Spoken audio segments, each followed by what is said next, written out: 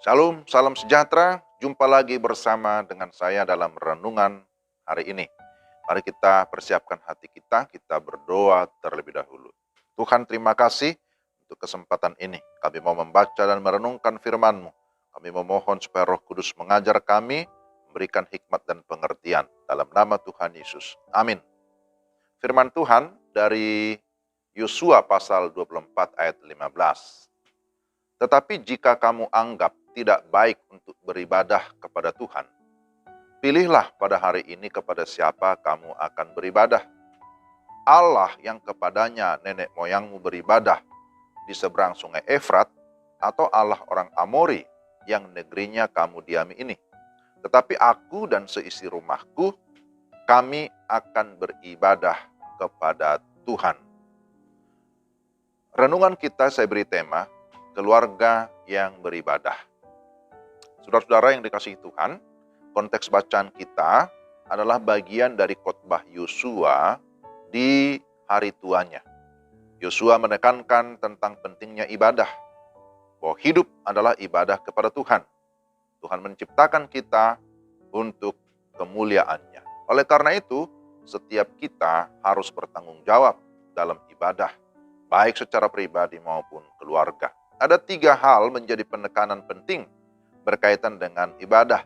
Pertama, ibadah adalah pelayanan kepada Allah. Di dalam bahasa Ibrani, kata ibadah disebut avodah. Kata avodah ini memiliki pengertian melayani.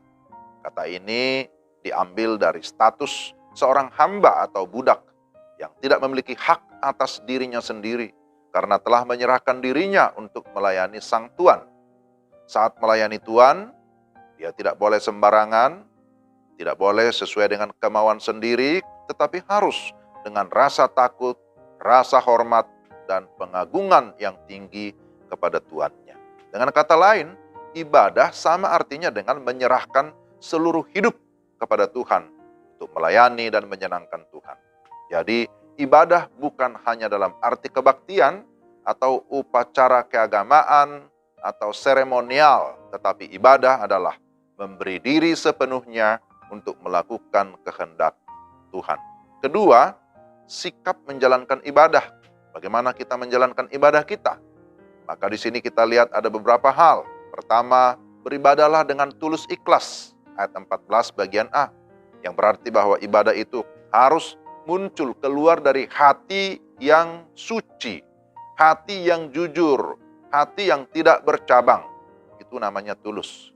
Penyembahan kita, apa yang kita lakukan, haruslah keluar dari hati atau dilakukan dengan segenap hati. Sebab Tuhan melihat hati. Ibadah bukan hanya aktivitas secara jasmani, bukan ritual ataupun legalitas. Yang kedua, beribadah itu harus dengan kesetiaan. Artinya kita melakukan ibadah itu secara terus-menerus, tetapi di dalam kesungguhan. Ada orang yang sungguh-sungguh, tetapi tidak terus-menerus. Demikian juga sebaliknya. Jadi janganlah kita kalah dengan para pemain film, pemain sinetron ya. Mereka sungguh-sungguh melakukan hal-hal yang sebenarnya itu hanya fiktif. Sesuatu yang tidak sungguh-sungguh, tapi dilakukan dengan sungguh-sungguh. Harusnya kita yang sudah tahu hal yang sungguh-sungguh, maka kita mengerjakannya lebih sungguh-sungguh. Yang ketiga, bahwa ibadah itu adalah pilihan yang membutuhkan komitmen. Yosua berkata, pilihlah pada hari ini kepada siapa kamu beribadah. Keputusan atau pilihan harus disertai dengan komitmen. Tidak akan ada satu kemajuan tanpa komitmen. Betul ya? Yosua dan juga seisi keluarga, mereka beribadah kepada Tuhan. Mereka berkomitmen, lalu kemudian diikuti oleh bangsa Israel. Mereka berkomitmen untuk beribadah kepada Tuhan. Komitmen beribadah itu harus dilandasi oleh rasa syukur karena pertolongan Tuhan, karena kebaikan Tuhan yang sudah menuntun, memelihara, melindungi, serta menjamin kehidupan kita sebagai orang-orang percaya.